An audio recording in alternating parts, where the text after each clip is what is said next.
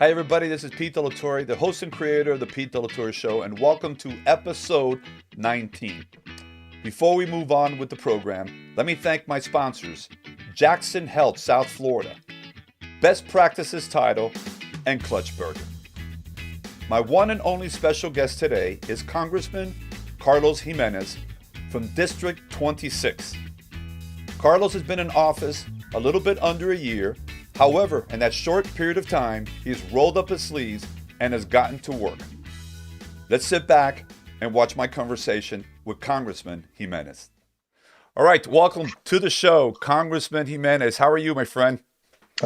Doing pretty well. How about you? Doing great, and I thank you so much for being with us. I know you've been getting close to 1 year as a congressman in the United States. How does that feel so far? Well, you're actually be in January, so I'm about halfway in my first year. So okay, that's true. We get sworn in January. We get elected in November, but we don't get sworn in until around January 3rd. Okay. And so even though you're elected, say in 22, your term actually, you're elected in 20, you actually don't start until 21. This Congress ends on January of 23. Okay. So, and then the new Congress is sworn in. And so the thing about Congress is every member is elected every 2 years. So correct. Every single one of us, all 435, have to be reelected or elected, or some retire. And then, there's always, people coming in. We had a pretty big freshman class, coming in. That's true. A lot of retirements, plus we flipped a lot of seats in Republicans. We flipped about 14 coming in this class. It's funny because you're finished with one campaign, and before you know it, you got to go into the next campaign. In a a lot of people say, but I think the founding fathers got it right. And why? Well, if you make a mistake, all right, if you elect the wrong person, like the wrong president, or the president, in 2 years you can do that counterbalance, which is the opposing party, and then that kind of has a check and balance on what's going on. And so for a while, I thought, hey, that 2 years should be 4. But really, if you make a mistake, the American people make a mistake, they can rectify it in a relatively short period of time, which is 2 years. Remember, back then, 2 years, you couldn't get much done in 2 years because you really, the traveling and everything, it would take a long time for Congress to get together. And so it's a little bit different now. 2 years, you can do a bunch. Like, yes, the Democrats are trying to do a bunch in 2 years right now. Yes, I hear you loud and clear. Speaking of that, can you give us a very brief update of where things stand with the $1 trillion infrastructure bill and what they're calling the $3.5 trillion reconciliation? Can you tell us a little bit what's happening there? Yeah, what happened was there was a deal cut in the Senate for about, I think it's like one. The president started out with something he wanted over $2.3 trillion, and they backed it down to 1.2. They got 19 Republican senators to vote for that kind of package, and then kind of send it over to the House. The House, on the other side, Nancy Pelosi decided she wasn't going to take that up until the House passed the $3.5 trillion reconciliation package. That in concept, it was sent over by the Senate, but not the details. And so now that was all passed under a rule.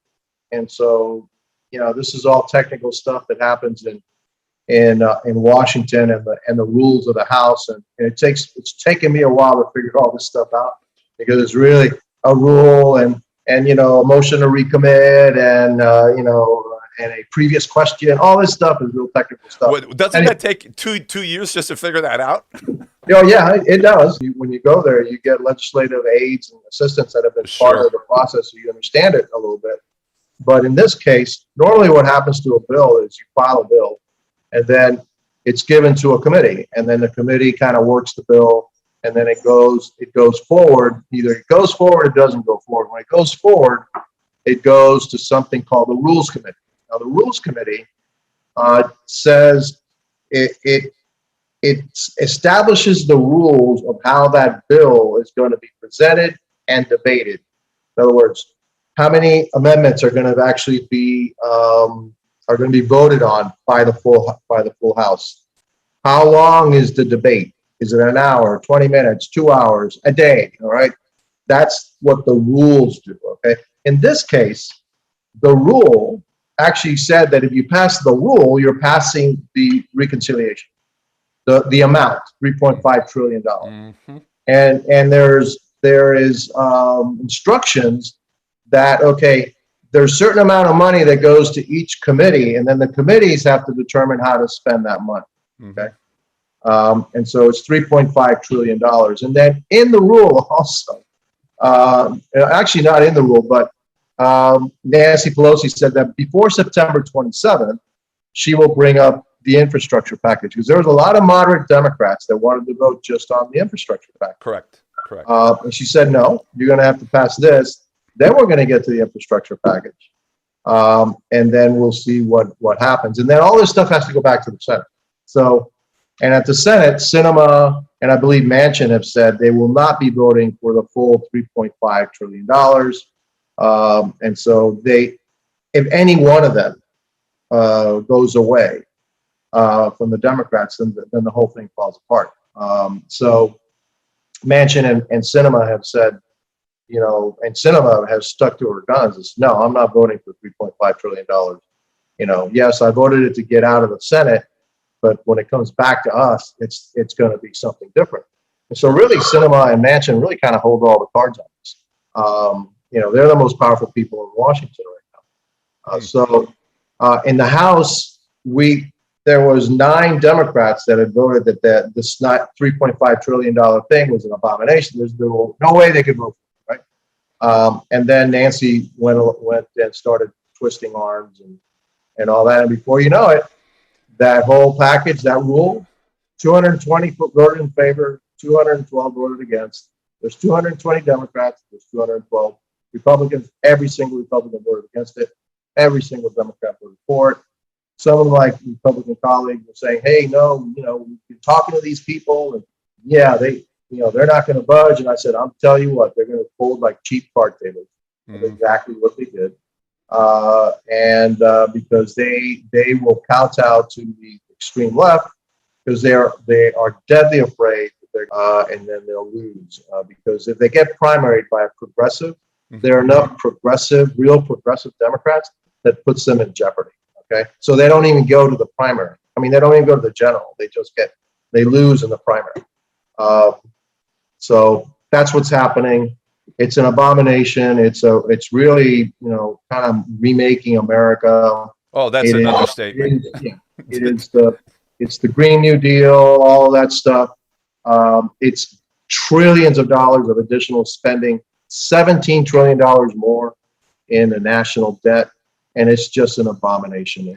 And then now at a time when inflation is starting to pick up, that's really what we need is let's go ahead and heat that up too, because we're now going to be pumping all this money into the economy, and we have to print more because it's not money that we have; it's actually money that we have to borrow. It's fake money. It doesn't exist right now. Yeah, it doesn't. Well, it will exist in the future. It will exist because we're going to have to pay the interest on it. Yes. Pretty soon, the interest on the debt is going to be more than we pay on a yearly basis for Medicare. It's incredible. And I'm thinking now out loud and specifically the small businesses around the United States, the over 30 million small businesses, of which about 75 to 80% of those are micro businesses, 0 to 4 employees. Think about with all of this, you just mentioned interest, inflation, the pressure on the small businesses, I think, is greater than ever. And millions of them are just hopefully getting out of the COVID thing. And now they've got this other monster about to hit them. How do you believe this is already affecting the small businesses around the country, and what it can mean in the next handful of years to that segment of our economy, which really is the backbone? Well, listen, not only that, but I was just telling you the debt side of it. Now you got to pay for it, right? Yes. So who's going to pay for it? We're all going to pay for it. And businesses, especially small businesses, are going to get hit hard. Because this whole thing about, well, if you make over under $400,000, you're not going to pay taxes. That's all hooey baloney. Okay. And the businesses, the corporate tax rate is going to go up. And so at a time when we're trying to bring more jobs back to America, right, and bring our supply chain back to America, we're going to raise the corporate tax rate so that now we're going to drive all these, producers, manufacturers, everything away Somewhere from else. America, Yeah. right, somewhere else. So we're going to have higher unemployment, higher taxes, higher inflation for what? For all these social programs and these, these far left, ideas that Ms. Ocasio-Cortez and Ilhan Omar and the squad want, and Nancy Pelosi want. They want to convert this country into California, all right? Into California and San Francisco. And so what's happening to California and San Francisco? They're leaving San Francisco and California, okay? To places like Texas and Florida and, Idaho and all those other places. And so what? We want to emulate the one place that Americans are leaving from. They can't take it. If you go to San Francisco, homeless on the street, people coming into stores and just stealing openly because the prosecutors there won't prosecute anything that's less than than $1,000. And so I guess if I were a criminal, I'd say, well, hey, let me go to the food store and get $999 worth of stuff, and nobody will ever prosecute me. And then they wonder, gee, I wonder why crime is going up. I wonder. Okay, and so these people are crazy, man. They're just the things that they do is. Don't you understand that if you do this, is what's going to be there? Oh well, the poor person, they're stealing because they have to. No, okay, they're stealing because you're letting them. All right, that's the reason why they're stealing. And why are the homeless there? Because you're letting them be homeless. And why are all the drug addicts there? And why is crime going up? Because you're defunding the police. That's why. Some just common sense stuff. They just don't have. All right, they just don't. Congressman, I really, and I know you would agree with this, really believe that there's a lack of accountability in the world at all different, starting with the family and then government and then business and very for their own actions. There are way too many followers. There's not enough real leadership in terms of core values, authenticity, integrity, doing and saying things that you believe in, whether someone likes it or not, but just sticking to your grounds. And like you said, having common ground. I mean, what can we do? And this is probably a loaded question for you here, but what can be done to start shifting that back to an age of where people are really taking responsibility, that they are, and understand that they are accountable and that there are opportunities everywhere. However, it's up to you to use the tools and make it happen. Well, one of the things we have to do, we have to push back on this woke mentality, all right, and push back on it. And people have somehow been afraid to, and say, no, I think you're crazy, all right. Mm-hmm. That you need to push back on censorship, on the woke mentality, all those corporations that are pushing this baloney on us or trying to. School boards that are pushing critical race theory and all that stuff on our children. We need to see what the heck the teachers are teaching our children now. We've been too, asleep at the wheel of what's going on in our educational system. So and so a lot of that's all of that, and then push back against all of these politicians that don't want to hold anybody accountable. All right, mm-hmm. And they're destroying our quality of life. You look at California, beautiful state, great weather, gorgeous, fantastic natural resources, like you wouldn't believe. Okay, and what do they got? Well, they got rolling blackouts, super high gas prices, and then it's becoming a place of the haves and the have-nots. This whole thing about income disparity. If you look at income disparity, okay, the worst states are the blue states. The ones that talk about it the most are the ones that are having the worst. Why? Because their policies are idiotic, all right? And that's why you have these, disparities. And so in California, only the really, really rich or the poor that can't get out, all right? And they're stuck there. And the really, really gallon of gas, I don't care if it's, if a cut of meat is, $15 a pound.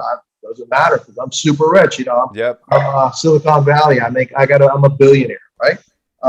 So it doesn't matter to the super rich. It matters to the poor and the middle class, and that's what's being destroyed. the poor and the middle class. All these policies, supposedly, that are there to help them are actually destroying them. And then the rich and the super rich, they go, well, hey, I support those policies that, help the, not that they're doing anything for them. It just makes them feel better. So, this is, that's what's going on in this country. And one of the reasons I ran for Congress is that I was dead set against the direction that this country is going, especially the squad, especially what the far left of the Democrat Party. And by the way, there is no moderate Democrat in it. They'll tell you they're moderate, but at the end, they vote with a progressive. Just like in this $3.5 trillion bill. They told you, oh no, there's a whole bunch of moderates that don't like the bill. And I said, I'll bet you every single one of them votes for it because they're going to get pressured into it.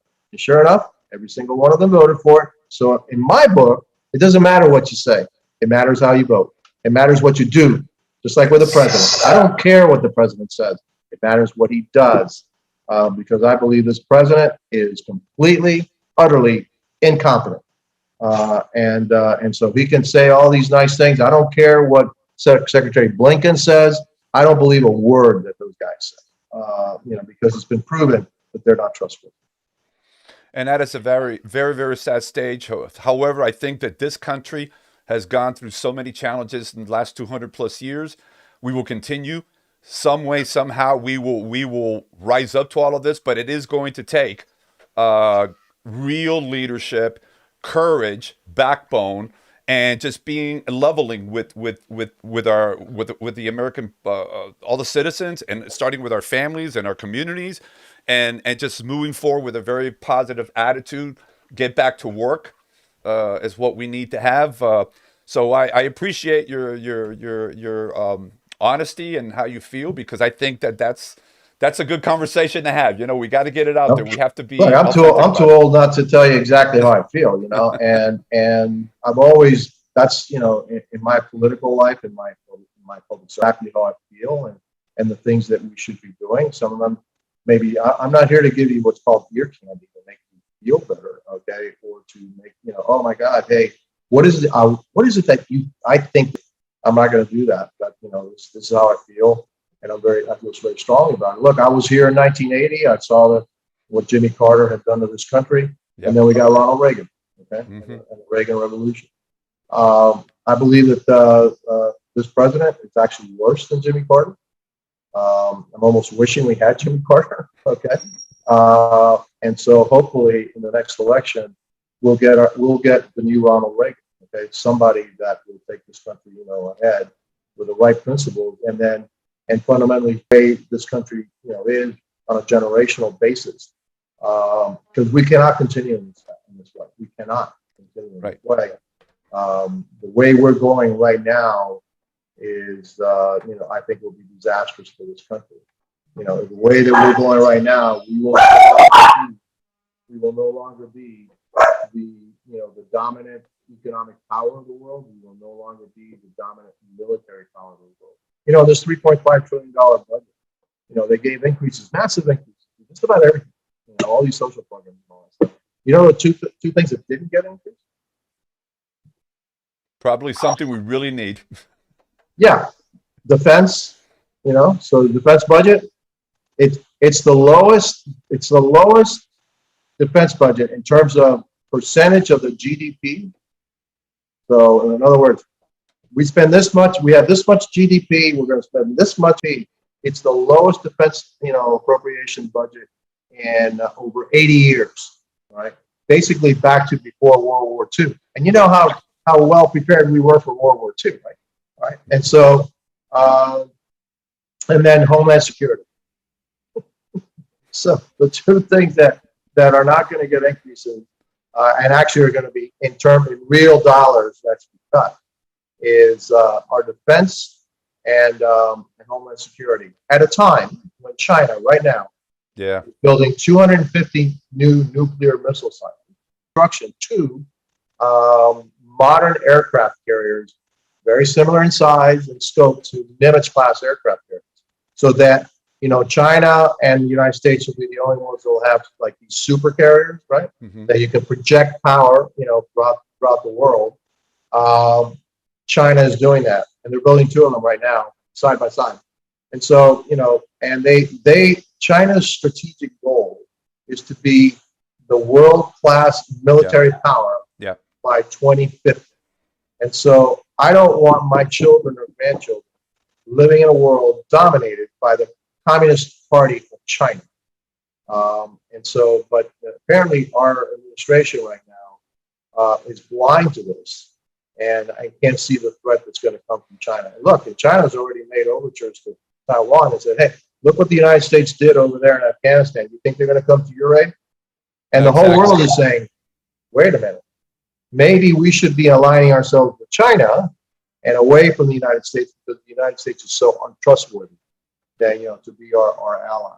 In every 4 years, a new administration comes in and changes everything. Yeah, it's not forever. This has been fantastic, Congressman. I'm just thinking, as you're talking about, you're a former Miami-Dade County fire chief, if I'm not mistaken. You were in fire. City Miami. City Miami. It's City Miami. But the point is that I think that another reason you were elected at Congress is to put on your fireman's hat and put out these fires that are going on out there, which is incredible. Hey, I want to thank you so much for being with us today. This has been, and we all have to stand for something and be real about it, because I think you just alluded to it. There's a lot of people that are just saying the right things but are not doing the right things. And you're right. I thank you so much for taking time to be with us here today. It's my pleasure. It's my pleasure to be here. It was a great conversation. And again, I'll be happy to come anytime you want with pressing issues of the day. And I'm sure we're going to have pressing issues of the day. You better believe it there. But again, I have faith in our country, and I have faith in the American people. And one final thing I want to say, just my heartfelt condolences to the family of those 13, servicemen and women who lost their lives. It was heartbreaking to see that on Sunday as they were being brought back. Something that should have never happened. Something that should have never happened. And that's what makes it even doubly hard, is that it was totally unnecessary for those 13 who have lost their lives. It was a failure of leadership all the way to the top. And I can't imagine what those families do. So, our prayers go out to them. Thank you. And to our country. No, thank you. Thank you so much. Take care and God bless, huh? Likewise. Bye. Thank you to Congressman Gimenez for sharing his thoughts, his feelings, his philosophy on how to get our country moving forward for the benefit of everybody. Thank you for being with us today, as you are all the time. Keep writing to me. Keep sending me your feedback. This is very, very important. If you haven't done it yet, reach out to me on my website, PeteDLT.com, and I'll look at all your questions and recommendations and suggestions. Make sure that you follow me on Facebook, Instagram, LinkedIn, and if you got a moment, subscribe to my YouTube channel, Pete Delatorre. Listen to this program on Spotify and on TuneIn Radio. Thank you very much for being with me here today. You have yourself a fantastic week, and God bless.